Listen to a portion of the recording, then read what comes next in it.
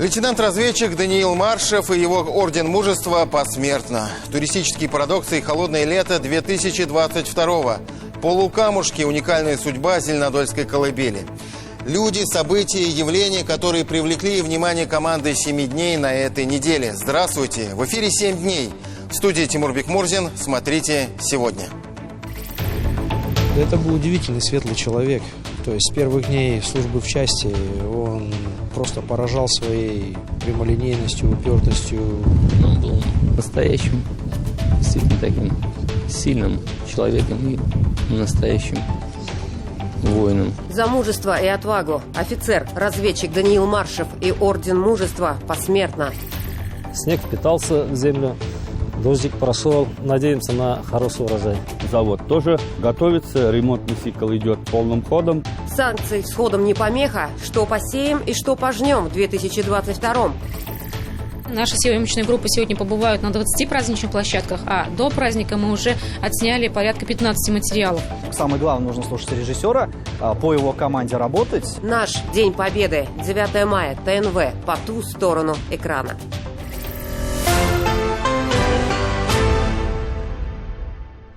Это большая трагедия, потерять ребенка, горе ничем не утешить, с этим надо будет жить. То, что они сделали, это подвиг. Он выполнял свой воинский долг, и наш долг помнить всегда об этом подвиге. Такие слова Рустам Минниханов произнес в Лениногорске в гостях у семьи Героя России Дамира Исламова, который погиб 7 марта этого года в ходе специальной военной операции. Вместе с ним в одном танке погиб и казанец Дамир Гелимханов. Напомним, что их память увековечена не только в танковом училище. Их портреты теперь напоминают всем о подвиге на фасадах домов у танкового училища и на улице Завойского в Казани. Оба Дамира удостоены звания Героев России. К сожалению, это не единственные наши ребята, погибшие в борьбе с неонацизмом. Накануне 9 мая президент Рустам Минниханов сообщил, что с начала военной операции погибли 62 воина-татарстанца. На этой неделе порядка 1000 жителей маленького города Тетюши с населением около 10 тысяч человек собрались у монумента славы, чтобы проститься со своим земляком, 27-летним лейтенантом Даниилом Маршевым.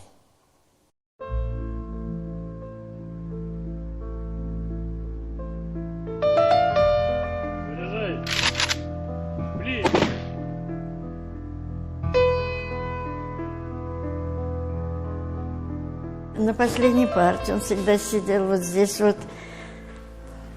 Вот. И вот так вот. И всегда вот первую капельку дождя он видел, первый снежок видел, он все говорил: ой, Лилия Петровна, уже снег пошел.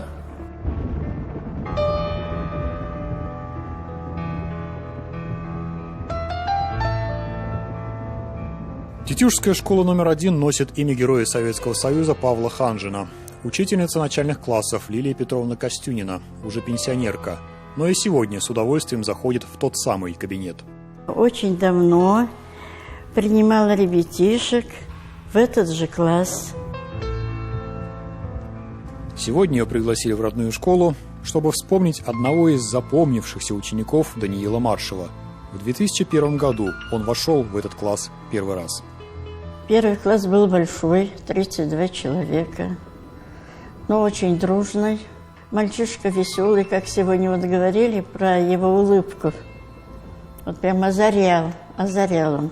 Всегда вокруг него друзья были, ребята. Особенно они любили, когда мы с ними ходили на Волгу. Они вот, ой, увидят, столько рассказывают про Волгу. Какие берега, какие деревья, какая первая травка. Тех первоклассников помнит и директор школы. Особенным получилось их самое 1 сентября. В 2001 году, когда вот они пришли, первый класс, вот это Даниил, был дождь, и линейку проводили в большом спортзале. Военное направление всегда было хорошее, то есть поступали ребята ежегодно, и сейчас продолжаются. Значит, они поступают, обучаются многие, служат. Военная профессия всегда в почете. Тетюши – городок небольшой. К началу Великой Отечественной жили здесь около 9 тысяч человек. Можно сказать, что друг друга знают, причем на протяжении поколений. Возможно, гены предков дали о себе знать. И школа имени земляка Героя Советского Союза, и в музее школьном интересные факты рассказывали. Кстати, возрожден музей был в том же 2001 году. На базе музея ведется большая патриотическая работа с ребятами. Да. И вот если сказать об одной из трагических страниц нашего музея, да, в 1941 году, когда прозвенел последний звонок, ученики нашей школы вместе со своими учителями ушли на фронт. 1941 год. Это, посмотрите, сколько... Классом, да? Всем классом, да. Здесь уже подготовлены места и для героев нашего времени, среди которых Даниил Маршев. После начальной школы в Тетюшах учился в Казанской школе, поступил в Казанский энергоуниверситет, взял академический отпуск, чтобы уйти в армию. Служил на Черноморском флоте, вернулся, восстановился в вузе, служил в МЧС. Через год уволился и отчислился. Решил поступить в Черноморское высшее военно-морское училище имени Нахимова в Севастополе, которое закончил в 2021 году.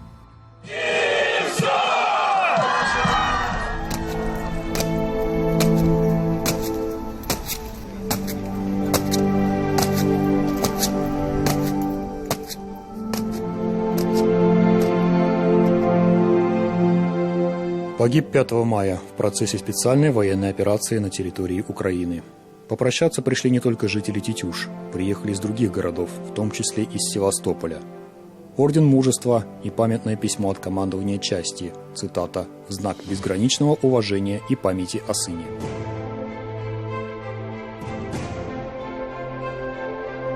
Стоящие за украинскими нацистами силы на Западе в конечном итоге преследуют те же цели, что и фашистская Германия в годы Великой Отечественной войны.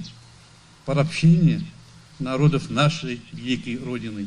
Мы говорим спасибо всем тем парням, которые сейчас находятся там и выполняют свой воинский долг. Даниил Андреевич, наш земляк, не жалея жизни, отважно сражался за свободу и независимость не только настоящего, но и будущего поколения. Спасибо вам, Рима Абдулхаковна, Андрей Дмитриевич, вы воспитали достойного сына своей Родины, настоящего патриота своей страны. Мы гордимся вашим сыном. Его подвиг навсегда останется в памяти всех нас.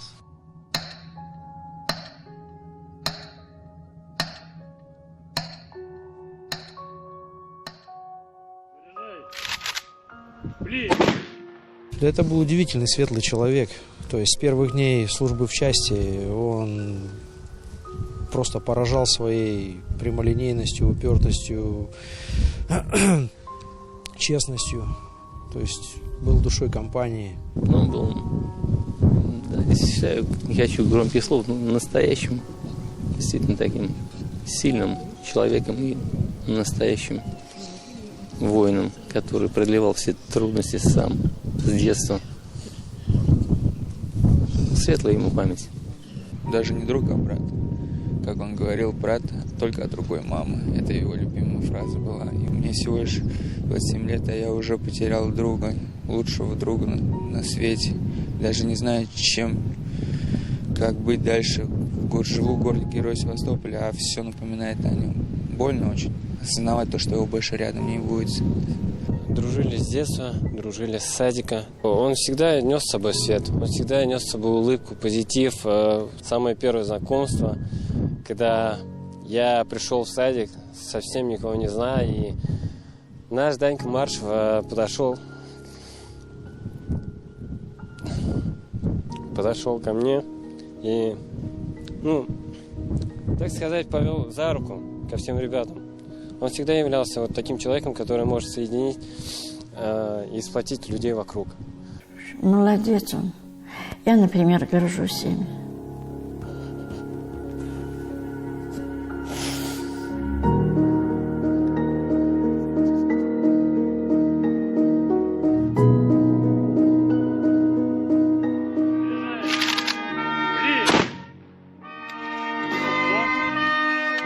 Зуфар Давлетшин, Андрей Ключников. 7 дней.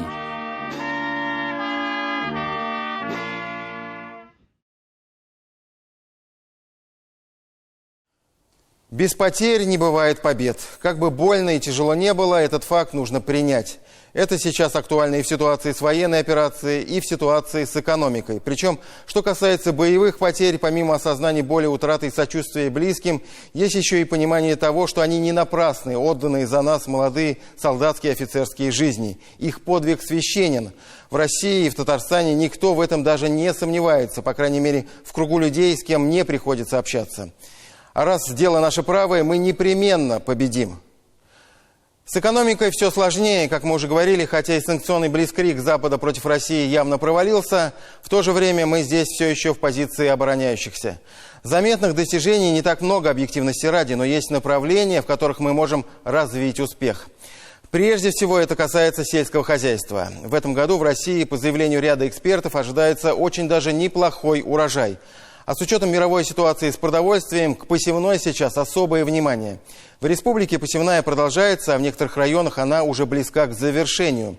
Погода внесла коррективы. В этом году посев начали на неделю позже из-за дождей. Но это скорее плюс, чем минус. Дождей много, да и апрель баловал снегом, а это значит, почва благоприятна для посева. Фермеры уже сейчас дают оптимистичный прогноз на урожай зерна. Да и в целом уверены, для роста цен на продовольствие предпосылок нет. Семян, техники, удобрений, несмотря на новые экономические реалии, достаточно. С ходом посевной на неделе ознакомился и президент Татарстана. Рустам Минниханов посетил Лениногорский и Азнакаевские районы. Одно из ключевых заявлений: в республике будет продолжена реализация всех программ, в том числе и в части поддержки сельских территорий. Мы не свернули ни одну программу, несмотря на непростое положение в экономике. Выполнение всех программ в этом году гарантировано, сказал президент. В Заинском районе в эти дни завершается сев сахарной свеклы. Из почти 9 тысяч гектаров засеяно 7,5. Сроки сдвинулись из-за дождей. План по подсолнечнику выполнен на 75%, а зимая пшеница уже показывает первые всходы. Что где посеяли и на что рассчитывать осенью? Из Заинского района репортаж 7 дней.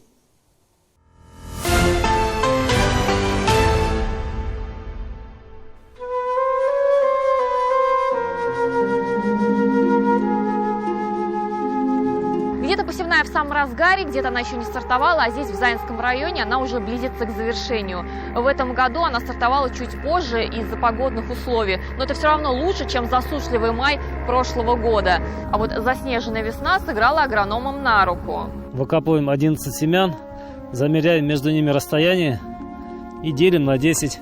Если получается 17 сантиметров, значит все, высев нормальный. На 1 гектар получается 130 штук семян. По утрам температура ниже, да и текущий май обещает быть вовсе не майским. Уже посеяли, теперь бы проверить. Вот так выглядит идеальная земля для посева зерен. Если все вокруг ждали окончания снега, то агрономы радуются. Почва наелась влаги. Почва обрабатывается на глубину залегания семян. Семена должны лежать на глубине 3,5 сантиметра. Снег впитался в землю, дождик прошел. Вообще хорошо идет. Надеемся на хороший урожай. Аграрии ищут замену дорогому импорту и находят отечественные аналоги. Это и запчасти, и семена. На текущий момент есть все, и посажено тоже все. Основная часть площадей агрофирмы «Зай» уже засеяна сахарной свеклой.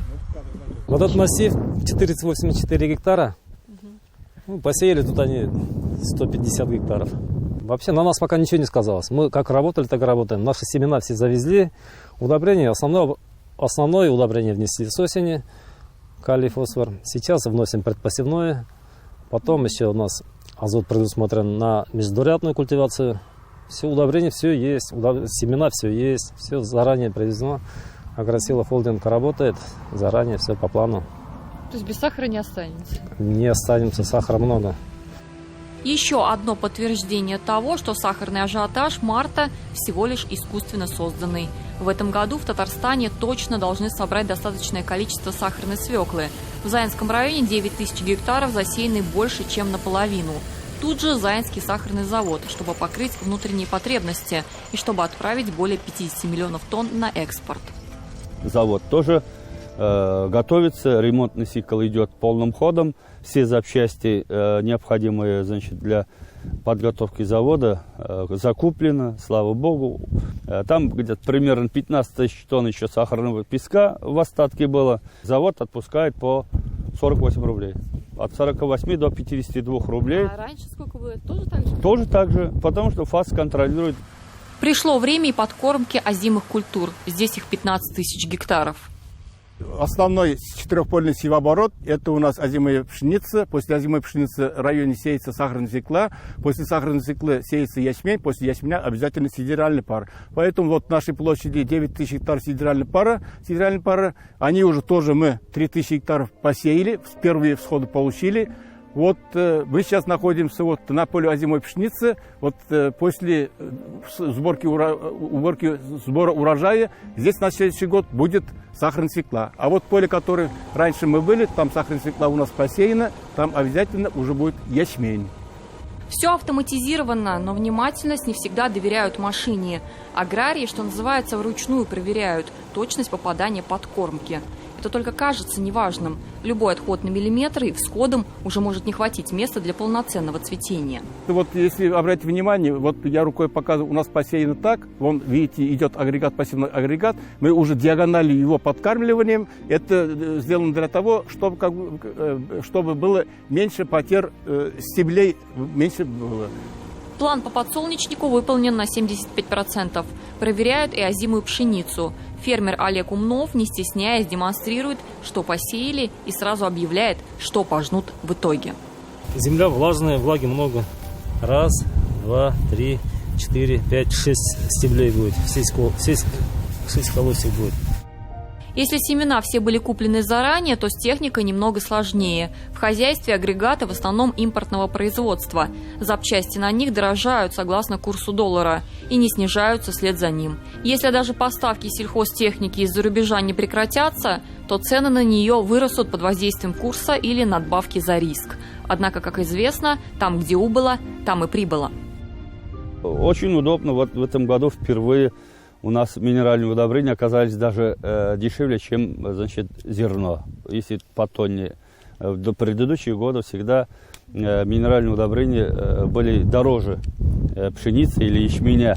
Баланс в любом случае сохраняется. Где-то просело, а где-то выросло. Вырастет и здесь. Аграрии как никогда уверены уже сейчас. Урожай будет и будет хорошим. Держат кулаки, а напоследок говорят: будем работать, будем кормить людей, будем кормить страну. Другого выхода нет. Диляра Юсупова, Роман Безменов, 7 дней. В очень непростое, даже парадоксальное время мы живем. Все настолько непредсказуемо. Вопреки логике и здравому смыслу, особенно в экономике, что порой кажется, мир сошел с ума. Но разве мы могли даже подумать о том, что Европа всерьез будет обсуждать нефтяное и газовое эмбарго в отношении России? Можно говорить о том, что ЕС сам себе стреляет в ногу, но по большому счету коллективный Запад делал и делает это постоянно в последнее время. Подорвано доверие к доллару и евро как к валютам и надежным финансовым инструментам. Но это же факт. Европейские компании теряют перспективный российский рынок, несут экономические потери. Под угрозой выгодные Западу международные соглашения, прежде всего по климату, тоже Парижское соглашение. На самом деле продолжать можно долго. И самое главное, несмотря на очевидные убытки и безвозвратные потери, Запад уже проиграл. Добиться изменений в политике России не удалось, а наша экономика, что стало откровением даже для многих западных экспертов, показала удивительную устойчивость. И все же нам даже ни на минуту нельзя расслабиться, ослабить концентрацию. О том, как находить резервы для роста, вопреки трудностям, говорили на неделе на совещании по развитию республиканской промышленности, который провел Рустам Минниханов. Оно прошло на Казанском пороховом заводе. Ситуация неординарная, подчеркнул президент Татарстана. Почти все системообразующие предприятия сейчас работают в условиях беспрецедентного санкционного давления. Поэтому одна из первоочередных задач – систематически доводить до предприятий действующие меры поддержки. Работа должна проводиться адресно. Пока эта система до конца еще не выстроена, указал Рустам Минниханов. На сегодня только 15 системообразующих предприятий республики подали заявки на получение льготных кредитов на пополнение оборотных средств. Еще одной важнейшей задачей для стабильной работы предприятий президент назвал сохранение трудовых коллективов. По его словам, здесь ситуация относительно стабильная. Особое внимание президент обратил на вопросы импортозамещения и поручил в кратчайшие сроки определить критически важные позиции, которые необходимо заместить отечественными. Все эти же задачи и вопросы актуальны и для малого и среднего бизнеса, на которые в условиях экономической нестабильности всегда особая надежда. Предприниматели умеют быстро перестраиваться, находить решения, но им нужна сейчас поддержка. О том, как справляется со сложностями малый и средний бизнес Татарстана, какую помощь получает и на какую рассчитывает, в нашем следующем сюжете.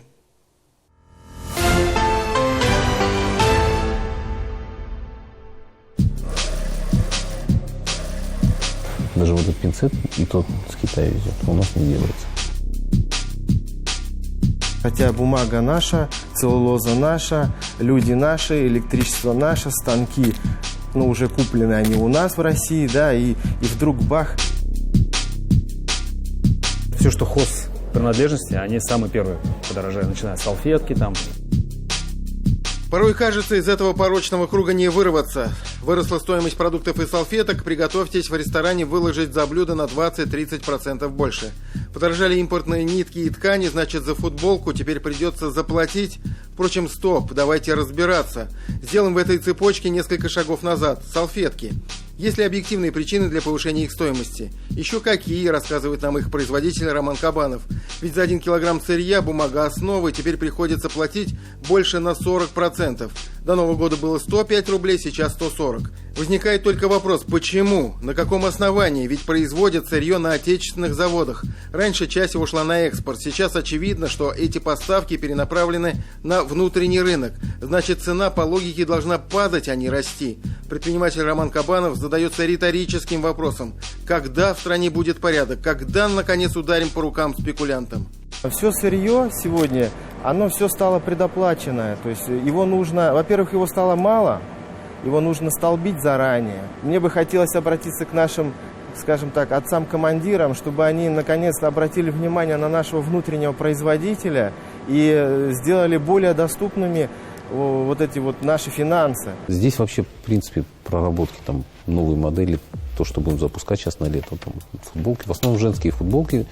В казанском технополисе «Химград» с недавних пор работает настоящий швейный кластер. Буквально несколько месяцев назад в его ряды влилось и это предприятие. Тема для Татарстана и Казани все более актуальна, особенно с учетом развития маркетплейсов. Рустам с компаньонами, можно сказать, делает в этом бизнесе первые, но вполне уверенные шаги. На этом этапе помощь от государства в виде льготных займов лишней точно не будет. 13% мы получаем. На тот момент, когда мы получали, ставка общая была там около 20%. В банках. Если сравнивать 20 и 13, это хорошо. Это значительно дешевле. То есть, да. Вам лучше, чтобы было бы еще меньше. Если будет дешевле, конечно, любому бизнесу дешевле. То есть мы здесь конкурируем, например, с тем же Китаем, а у Китая кредитование идет по 3-4%. На что реально могут рассчитывать предприниматели? Спектр программ довольно широкий. В этом, наверное, принципиальное отличие от мер поддержки, что действовали в период пандемии. Тогда акцент больше делался на отдельные, наиболее пострадавшие отрасли. В отличие от 2020 года, как раз-таки эти меры поддержки были сформированы без прямой привязки к отрасли, по АКВЭДу. Здесь именно целеполагание на поддержку импортозамещения или у тех предпринимателей, у которых выросли кредиты с плавающей процентной ставки.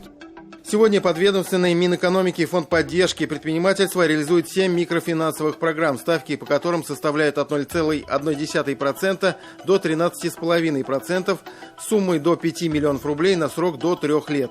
Это такие продукты, как импортозамещение для малого и среднего бизнеса в сфере сельского хозяйства и обрабатывающего производства, рефинансирование для субъектов малого и среднего предпринимательства, имеющих кредит на инвестиционные цели с плавающей процентной ставкой, содействие, самозанятые, промпарки, социальное предпринимательство, развитие экспорта. Если брать федеральные и республиканские меры поддержки, по состоянию на 13 мая подано около 5000 заявок на общую сумму более 48 миллиардов рублей. Из них одобрено свыше 2300 на сумму более 25 миллиардов. Роман Кабанов также подал заявку в Фонд поддержки предпринимательства. Его пожелание, чтобы в этих вопросах было меньше ненужных согласований и бюрократии. А на деле что? Ага, так. А залог есть? Ладно, есть, нашли залог. Так, нет, нам залога мало, давайте еще поручителя. Блин, ну надо еще поручителя найти. Когда только начинаешь, кажется, боже мой, сколько всего нужно собрать. И это из налоговой возьми, там, и еще там, и этот документ прикрепи, и поручитель нужен, и там, и все, вот, в общем. А когда берешься за дело, как говорится, глаза боятся, руки делают. Светлана Салманова не привыкла сдаваться. Этому ее научила и прежняя профессия. За плечами более 20 лет работы на телевидении и нынешние, можно сказать, первые шаги в бизнесе. Светлана собирается открывать частный детский сад и уже подобрала соответствующее помещение, заканчивает ремонт, приобрела мебель. К диплому в сфере журналистики присовокупила диплом педагога в области дошкольного образования. Рассчитывает, что льготный займ станет хорошим подспорьем в ее начинании.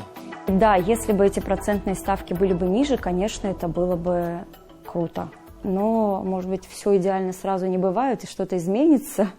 Вот, пока так, но в этих займах есть большой плюс, потому что они дают отсрочку. И эти полгода отсрочки – это как раз-таки то время, когда у тебя идет становление. Большая просьба к нашим отцам-командирам вот этот процесс ускорить.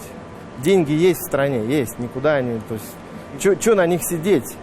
Да, они там, да, доходы они приносят сейчас в иностранных банках, все. Тимур Бекмурзин, Роман Безменов и Андрей Мохов. 7 дней. Российская туристическая отрасль, которая только начала отходить от пандемийного кризиса, также попала под каток санкций. Западные страны недоступны для туристов из России, авиакомпаниям грозит потеря лизинговых самолетов, а нестабильный курс рубля приводит к росту цен. В марте количество путешествий по многим направлениям резко сократилось. Объем бронирования заграничных туров снизился в 25 раз. В списке востребованных для посещения стран остаются Объединенные Арабские Эмираты, Турция и Абхазия. При этом внутренние поездки по России выросли до рекордных 83% бронирований. Курорты Краснодарского края по-прежнему в спросе. Когда-то недооцененные города Кавказа теперь вызывают огромный интерес у россиян. Тот же Татарстан в этом году планирует принять 4 миллиона туристов и показать значительный рост этой индустрии. Диляра Юсупова расскажет, можно ли еще улететь на отдых или пора пересаживаться с самолетов на поезда.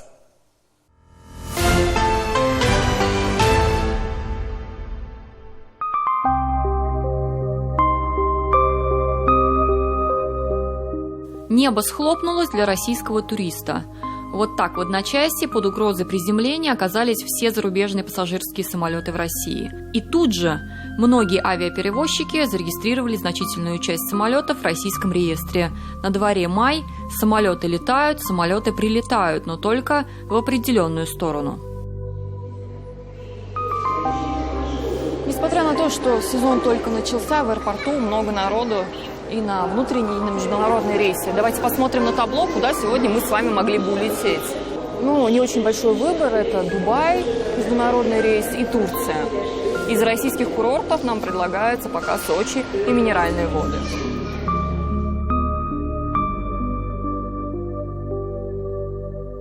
Пустынная тропинка на рейс в Арабские Эмираты, а вот чуть справа уже гуще. Очередь на регистрацию в Анталию. Семейная пара. На Дубай уже не хватило. В Турцию должны были улететь еще месяц назад. В итоге проиграли по всем пунктам. Изначально, да, бронировали на апрель, отменили поездку, рейс, получается. И сейчас мы перебронировали и доплатили. Ну, немножко доплатили, в районе там 20 где-то.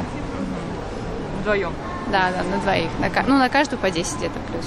То есть у нас сейчас альтернатива? У нас и снизился общий план. Да, и уровень отеля тоже немножечко упал. Ну, изначально мы покупали путевку в апреле в Египет. Все отменилось, поэтому пересмотрели, полетели в очередной раз в Турцию. Российский турист еще не успел оправиться от пандемийного кризиса, но, говорят, нынешняя ситуация проще. Где-то привыкли, а где-то, несмотря на издержки, посчитали: да, дороже, да, неудобно, но маленький выбор всегда лучше его полного отсутствия. В Испанию у нас из-за пандемии все это пролетело, мы потеряли много денег. И до сих пор ни денег, ни поездки, ничего нету. Ну вот.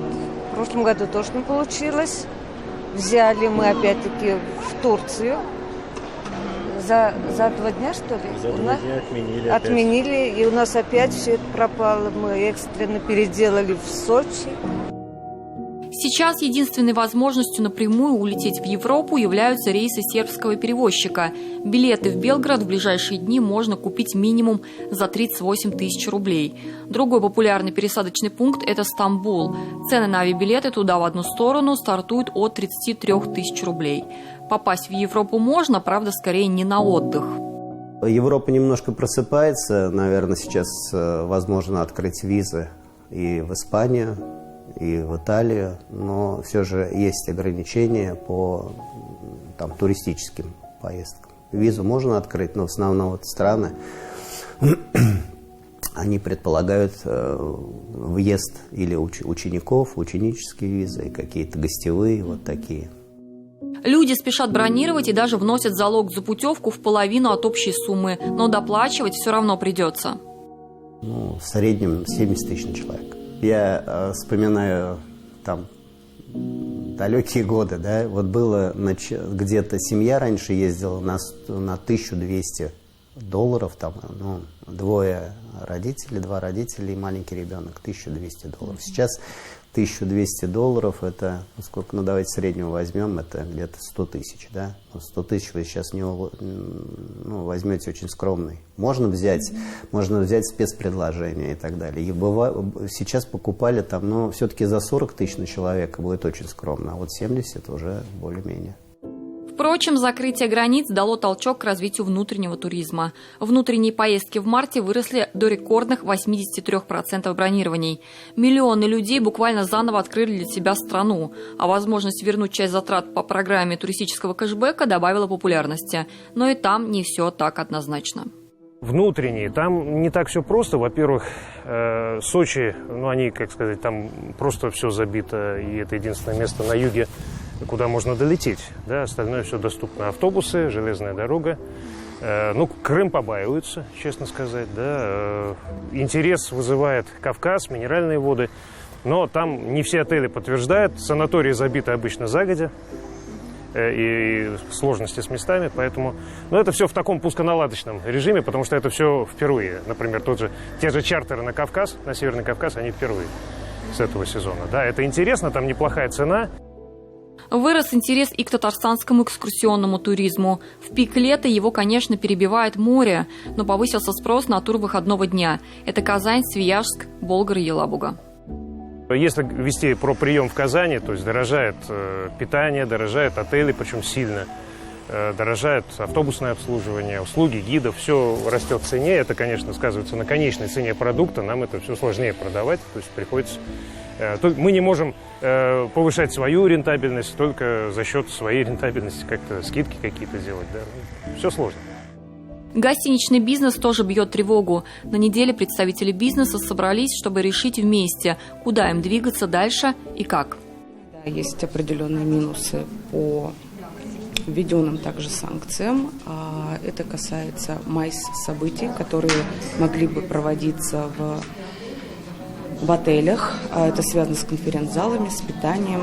А тут, к сожалению, отели просели в этом плане. Произошло огромное удорожание всего. То есть это и продукты питания, это и расходные материалы для номерного фонда, это и профессиональная химия. Теперь гостиничный бизнес делает упор на туристический поток, не привязанный к международным событиям. Сегодня кассу делают именно отдыхающие. Майские праздники показали, загрузка отелей составила в среднем 90%. Пока внутренний туризм российскому туристу по карману, но это пока. Туриндустрия – одна из самых чувствительных геополитики отраслей, поэтому прогнозы только исходя из текущего момента. Все может измениться. Диляра Исупова, Роман Безменов, Андрей Мохов. 7 дней.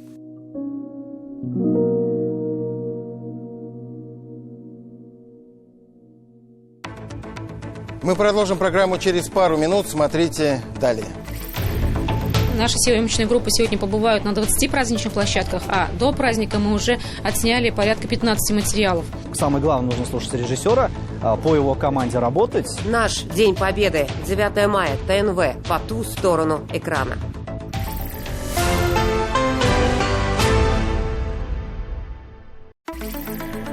11 мая в Казани прошло торжественное мероприятие, посвященное 80-летию завершения строительства Казанского обвода и Сурского рубежа. По этому случаю в Татарстане и Чувашии прошел патриотический марафон «Подвиг в тылу». Для участия прибыл и глава Чувашской республики Олег Николаев. Встреча руководителей двух регионов прошла в Казанском Кремле. Рустам Минниханов вручил Олегу Николаеву медаль столетия образования ТАССР. Фарид Мухаммедшин провел совещание по вопросам повышения деловой активности. Оно прошло в Буинском районе. Руководители КФХ, семейных ферм, потребкооперативов и главы 8 районов узнали о новых формах поддержки и программах для села. В свою очередь Фарид Мухаммедшин раскритиковал районы, имеющие потенциал, но не проявляющие деловую активность.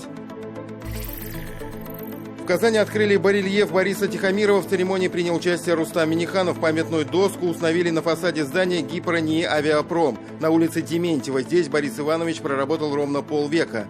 Проектировщик самого молодого города Иннополис и знаковых объектов Казанской универсиады ушел из жизни 2 года назад. Производство Ту-214 и подготовку новых квалифицированных кадров обсудили на заседании Совета директоров ПАО «Туполев». Провел его президент Рустам Минниханов на территории Казанского авиационного завода. Участие в нем принял заместитель министра промышленности России Олег Бочаров.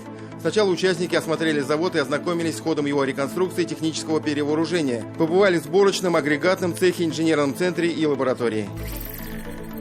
Совершенствование оказания онкологической помощи Рустам Минниханов обсудил с руководителями национальных медицинских исследовательских центров радиологии и терапии Андреем Каприным и Оксаной Драбкиной. Президент вручил гостям медали столетия образования ТАССР. В субботу на совещании в Доме правительства Рустам Минниханов сделал ряд важных поручений. Первое. Необходимо ускорить выплату нового федерального пособия семьям с детьми. Также президент поручил усилить меры по предупреждению лесных пожаров. Напомним, на эту тему на неделе совещание провел Владимир Путин. Не стало Рената Ибрагимова, выдающегося, можно сказать, легендарного татарского и советского певца, композитора, актера, продюсера. Народный артист РСФСР скончался в Москве на 75-м году жизни. Ему стало плохо с сердцем, врачи не смогли спасти Рената Исламовича. Он ушел от нас практически в карете скорой помощи. Президент Татарстана Рустам Минниханов выразил соболезнования Светлане Ибрагимовой в связи с кончиной ее мужа. Примите искренние соболезнования татарстанцев и мои лично в связи со смертью вашего супруга, народного артиста РСФСР Рената Исламовича Ибрагимова, сказано в тексте правительственной телеграммы. Трудно смириться с уходом столь яркой личности и дарования творчества, которого стало достоянием не только Татарстана, но и всей страны. Минниханов отметил редкое артистическое обаяние, уникальный талант Ибрагимова и голос, который нельзя было спутать ни с каким другим. Ренат Ибрагимов навсегда останется в нашей памяти, в сердцах многочисленных поклонников его творчества, как символ целой эпохи, блистательный образец преданности высокому искусству и избранному делу. Мы глубоко скорбим и разделяем с вами, со всеми, кто любил и ценил Рената Исламовича, боль этой тяжелой потери. Силы и стойкости вам в эти трудные дни, заключил Рустам Минниханов. Прощание с Ренатом Исламовичем Ибрагимовым прошло сегодня, 15 мая, в Московской соборной мечети.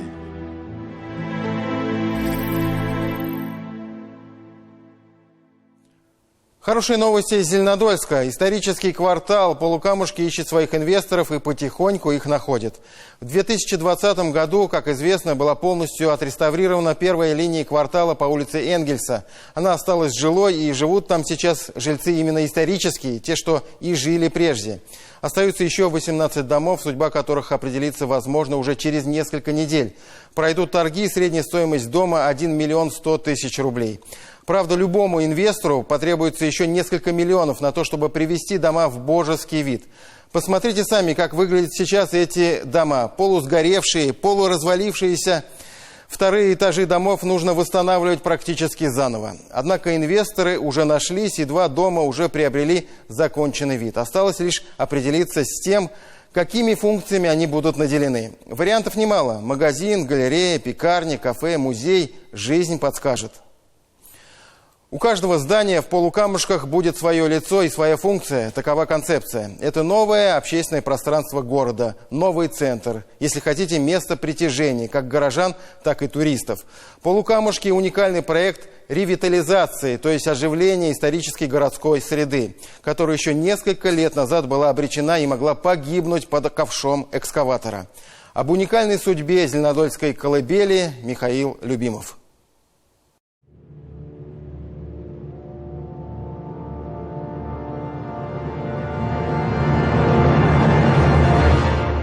Сердце современного города – камень. Этот город стряпает свою архитектурную кашу из топора и только из топора. Но его стоящие, казалось бы, на железобетонных основаниях ветхие представления о жизни людей были разбиты именно здесь.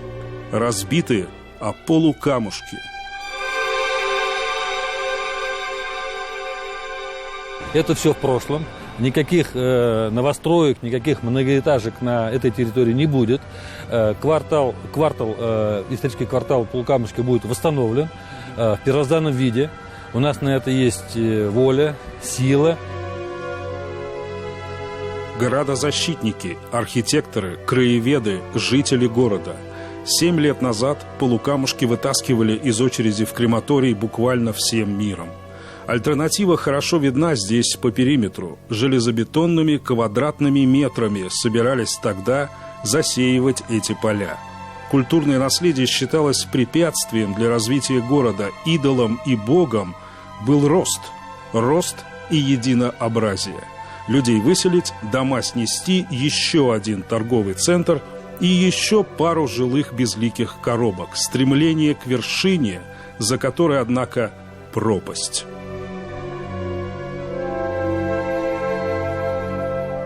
Вместе мы все писали обращение к президенту республики. И то, что он нас поддержал и выделил средства на разработку концепции, дальше на ремонт, это общая победа, на самом деле, большой прорыв. Это, в общем-то, удачный пример, когда после расселения аварийных домов их не снесли. Это действительно политическая воля сработала. И мы очень здесь хотели показать, что так можно делать. Этот дом, похожий на все остальные еще год тому назад, первая ласточка для полукамушков. Инвестор приобрел его всего за 1 миллион. Правда, еще 13 где-то потребовалось для его реставрации. И вуаля! Видно, что он, конечно, подновлен, но не видно, что он обезображен. Это самое главное, да? Да. Да, мы старались все сохранить, как было. Посмотрим внутри, да? Посмотрим. Этот дом – пробник. Никто пока не знает, что именно тут будет со временем. Возможно, кафе, а возможно и частный детский сад или некий магазин. Никакого сайдинга и пластиковых окон, во всяком случае, вы, конечно, тут не встретите. Вот эту лестницу мы старались тоже сделать под старину. Вот видите, вот эти витые, все эти вещи. Это вот деревянная ступень, набранная из дерева, чтобы тоже, как говорится, под дерево все было. Ничего тут, ни бетона, ни железобетона, ничего нет абсолютно. Однако это не реставрация, а ревитализация, то есть оживление места. Перед нами не мертвый памятник, а нечто современное. Презентация новых городских декораций, в которых теперь и будет протекать новая городская жизнь.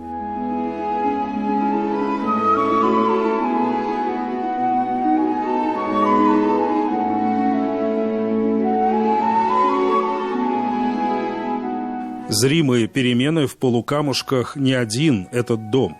Вот уже 2 года эти 8, будто совсем новеньких домиков восхищают прохожих. Они не новенькие, они те же, что мы видели. И они жилые. Да, в Полукамушках остались жители. И жители не новенькие, а те, что жили тут уже десятилетиями. Потому что вы жили на улице Энгельса, вот в этом самом доме. С какого года? С 84-го года. И всю жизнь практически, да? Практически, да. И не хотелось уезжать, конечно? Нет, не хотелось. И не уехали. Можно посмотреть, как у вас там красиво все? Да, конечно. 1,5 года Оксане Гордеевой пришлось пожить в съемном жилье на время ремонта. Но оно того, как видим, стоило. Муниципалитет не взял с нее, конечно, ни копейки, хотя площадь квартиры и увеличилась на 10 квадратных метров. Но и это не главное. Я так полагаю, ковер здесь был, конечно, да? Ковер был, да. Только висел он на таких дряхлых старых стенах, да? Да. Как вы тут жили-то? У вас ведь элементарных удобств даже не было. Да, у нас удобства были на улице. Холодный туалет на 2 семьи, выгребная яма у нас была. Собственный душ и прочие, вроде бы элементарные удобства, еще недавно здесь были розовыми мечтами. В Полукамушке впервые в истории, наконец, подведены все коммуникации. Эти линии жизни и для жителей, и для будущих инвесторов. И эту новую жизнь здесь только приветствуют. Хотелось бы, чтобы все дома были такие же, как наш, чтобы люди в них жили.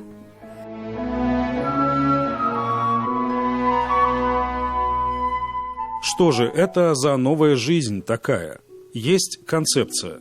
Концепция создания здесь исторического квартала с социальными и культурными функциями. Каждый из 18 нежилых домов может стать и кафе, и галереей, и ремесленным центром, и магазином, и пекарней, и гостиницей, хостелом, баней, местом встреч жителей, наконец, центром творчества.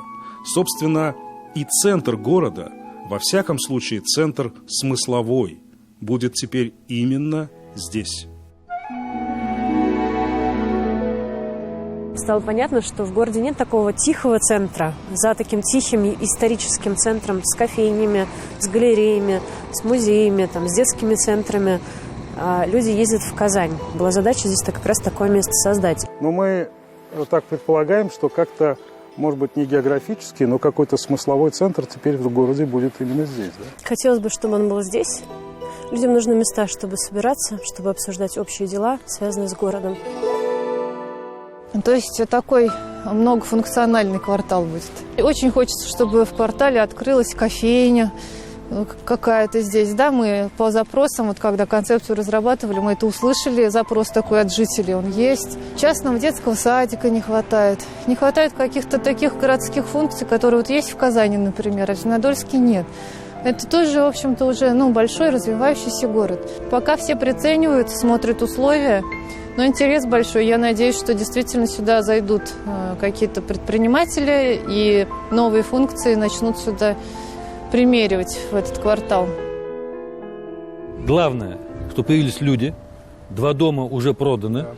1 дом уже восстановлен. На следующий день начинаем восстанавливать следующий дом. И в июне мы проторгуем еще 16 домов. И в этом году начнется активное их освоение. Приглашаю всех заинтересованных людей, казанцев, приехать, посмотреть. И нам бы очень хотелось, чтобы эти дома, эти здания попали в хорошие, добрые руки.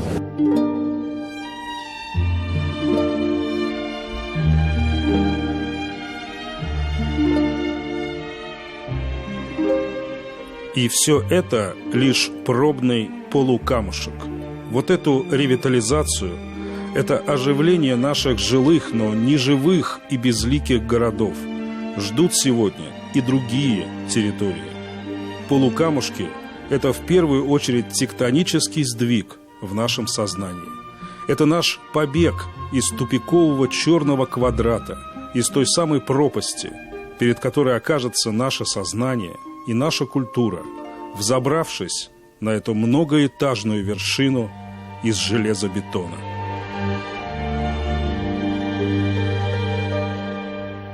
Михаил Любимов и Андрей Ключников.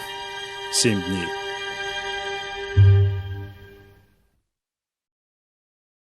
Для большинства россиян начало мая – замечательная пора. Главное, чтобы погода не подвела. Целая череда праздников, выходных. И в том числе главный из них – День Победы. В этом году 9 мая выпало на самое начало недели.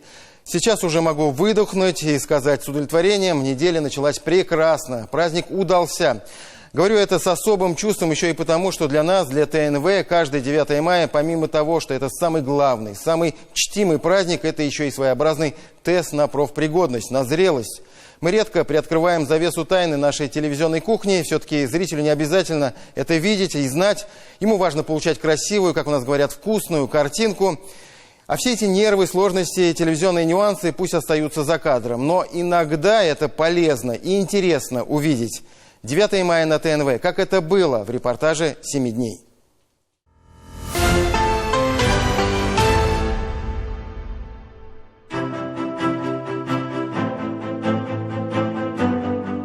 Самый главный и самый масштабный праздник большой страны. Этим все сказано. На главном телеканале Татарстана дополнительно что-то кому-то пояснять не требуется. Масштаб мероприятия только в Казани десятки разных площадок и мероприятий, которые надо охватить. Сотни событий по всей республике. Соответственно, столько же камер и съемочных групп, репортажей, только непосредственно день в день. Большая часть материалов снимается заранее, ведь трансляция на ТНВ начинается ранним утром, а заканчивается поздним вечером. И надо сделать так, чтобы эти 14-15 часов смотрелись, как говорится, на одном дыхании. Как этого добиться? Опытные сотрудники канала, за плечами у которых десятки таких масштабных мероприятий, отвечают: только за счет основательной подготовительной работы. А она, по-хорошему, начинается даже не за месяц до 9 мая, а еще раньше. Обсуждение, совещание.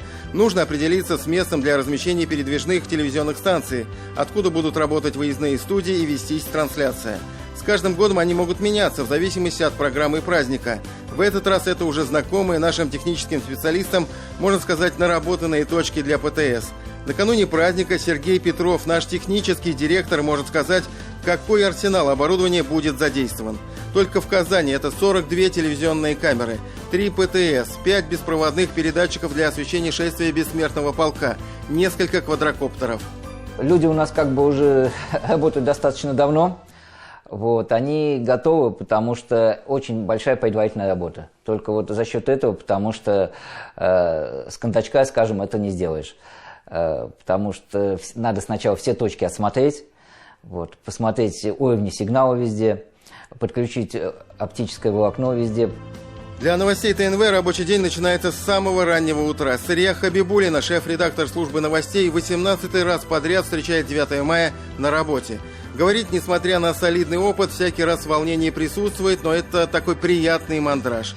Его испытывают обычно спортсмены или ведущие, которые работают в кадре. Как правило, он даже помогает мобилизоваться, быстрее реагировать. В этот день стрингеры, или, проще говоря, внештатные начинающие репортеры остаются в запасе, а в бой идут одни старики. Лучшие и самые проверенные кадры.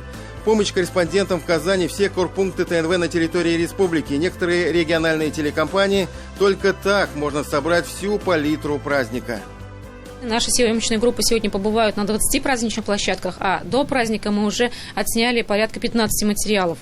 И я хочу сказать, что работать в День Победы – это всегда очень ответственно, но в то же время очень приятно общаться с нашими ветеранами, поколением победителей. Одна из центральных площадок праздника – площадь Тысячелетия. Здесь работает команда режиссера Айрата Камалова. Парад Победы снимается с 14 камер. Это и коптеры, и широкоугольные объективы, и оптика с 80-кратным увеличением.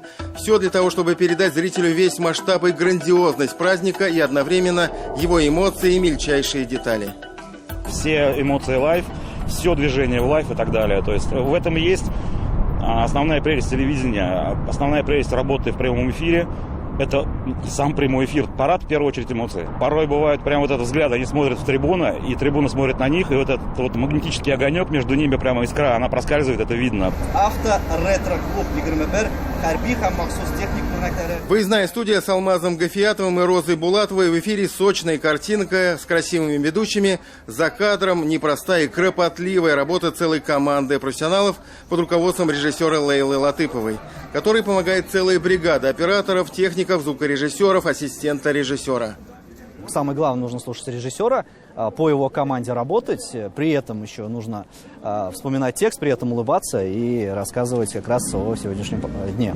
Здорово, что сегодня такой солнечный день, нам всем повезло, природа нам благоволит, но мы готовимся ко всему. И физически, конечно, это непросто, да, надо выстоять, надо выдержать, но мой дед дошел до Берлина, так что мы тоже не подведем. В эфире вы не увидите и тени растерянности на лицах ведущих Алмаза Гафиятовой и Розы Булатовой. И в этом и есть настоящий профессионализм.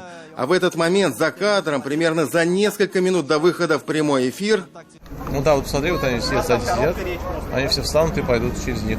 В целом, вполне адекватные гости праздника могут и не заметить, что на съемочной позиции работают наши ведущие. А если они поставят...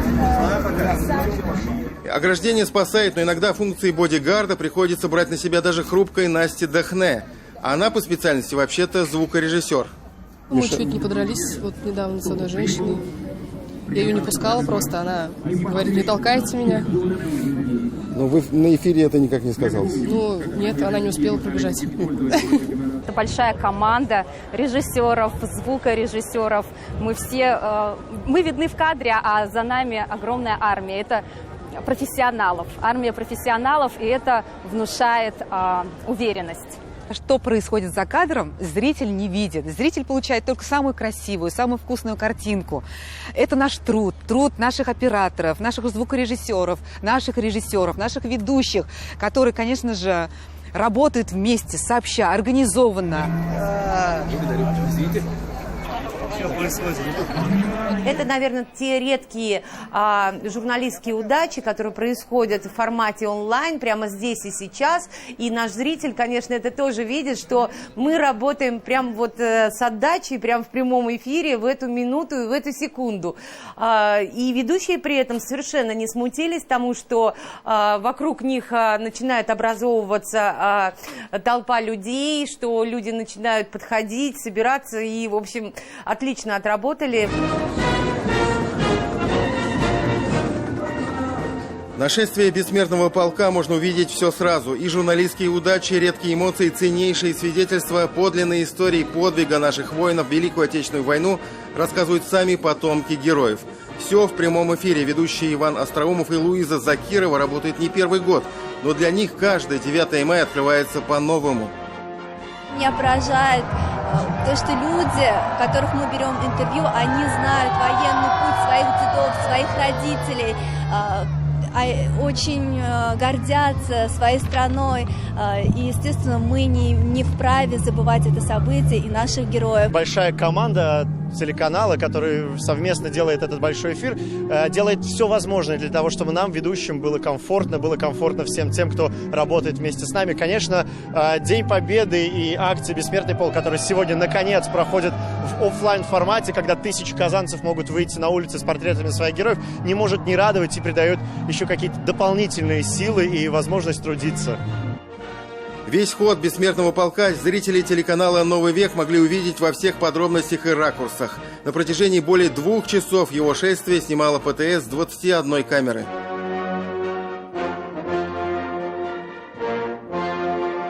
Можно сказать, удача от ТНВ и в этот раз не отвернулась, а можно везет тому, кто везет. Парад, бессмертный полк, концерт на площади Тысячелетия до позднего вечера. Больше 3 десятков репортажей с места событий и, конечно, праздничный салют с нескольких камер. Все это зрители нашего канала смогли увидеть и, будем надеяться, по достоинству оценить. Тимур Бекмурзин, Андрей Мохов, Андрей Ключников. 7 дней.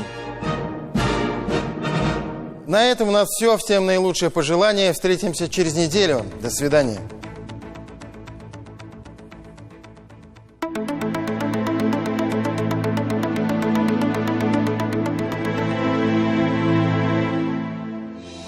Здравствуйте. Атмосферные фронты циклона с севера, но никак не хотят покидать территорию Татарстана.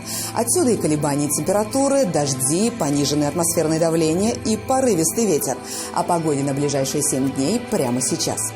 По данным сервиса Яндекс.Погода, на северо-востоке республики в понедельник будет довольно тепло, плюс 16, но влажно. К среде температура станет ниже, всего плюс 11. Будет преобладать облачная погода с порывистым ветром и осадками. И так всю неделю. Лишь на выходных дожди прекратятся, будет солнечно и тепло до 15 градусов выше нуля. Погода во все времена вызывала у людей разные эмоции. Кому-то нравится дождь, кому-то жаркое солнце. Строки Эдуарда Асадова это очень точно подтверждают. Если будет погода всегда прекрасна, то на что же ворчать нам тогда? Неясно. На юго-востоке Татарстана предстоящей неделе снова будет обильно на осадки. Да и температура будет отставать от климатической нормы, поэтому одевайтесь теплее, берегите себя. Лето все ближе, но май не планирует отдавать свой статус весеннего месяца, о чем нам говорят дождь, порывистый ветер и в центральных районах республики. Отставание температуры от климатической нормы, казалось, уже стало нормой. Среднедневная температура всего плюс 12. В субботу и воскресенье станет теплее до плюс 15. Погода продолжает оставаться неустойчивой и на юго-западе Татарстана. Если в понедельник плюс 14, то в среду всего плюс 10. В пятницу температура станет выше, осадки прекратятся. На северо-западе республики и в Казани в понедельник без осадков и плюс 15 на термометрах. Во вторник и в среду снова дожди и понижение температуры. В четверг осадки прекратятся, температура существенно не изменится. Из-за влияния циклонов атмосферное давление остается пониженным. Такая погода может негативно сказаться на вашем самочувствии. Берегите себя. Несмотря на капризы погоды, весна – самое прекрасное время года. Вокруг все цветет и пахнет по-особенному. Наслаждайтесь ароматами, красотой и пребывайте в хорошем настроении. До свидания.